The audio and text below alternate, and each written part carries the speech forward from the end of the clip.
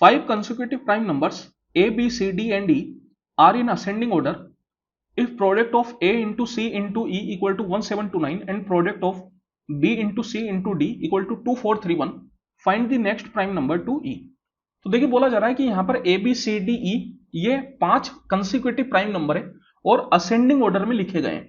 मतलब मैं बोल सकता हूं कि ए जो है वो सबसे छोटा प्राइम नंबर है, फिर बी ए से बड़ा, फिर सी बी से बड़ा, इस तरीके से कहां तक, ए से लेके ई तक, ए बी सी डी और ई।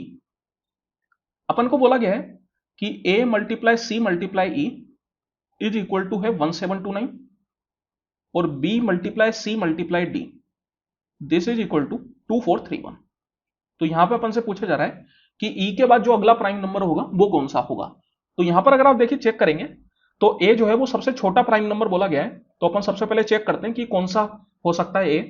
तो 2 से तो ये कैंसिल आउट नहीं होगा, फिर 3 से भी नहीं होगा because sum of all the digit जो है वो 3 से डिवाइड नहीं हो रही, फिर 5 से भी नहीं होगा बिकॉज यूनिट डिजिट 0 या 5 नहीं है।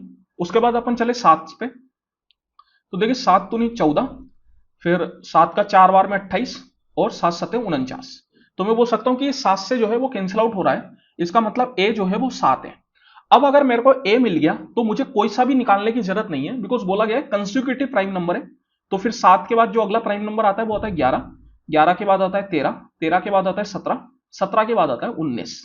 अब यहां पर अपन से पूछ रहा है कि ई के बाद कौन सा प्राइम नंबर आएगा, तो ई के बाद क्या आता है 23 आता है, तो आंसर क्या हो जाएगा 23। अब यहां पर आपको ये सी ई बी डी ये कुछ भी निकालने की जरूरत नहीं है, सारा काम आपका इस कंसिक्यूटिव शब्द ने कर दिया। अगर कंसिक्यूटिव नहीं बोला जाता तो फिर अपन को हो सकता है कि चेक करना पड़ता, लेकिन जब कंसिक्यूटिव बोला है तब तो पक्के तौर पे मैं बोल सकता हूं कि यही प्राइम नंबर होंगे।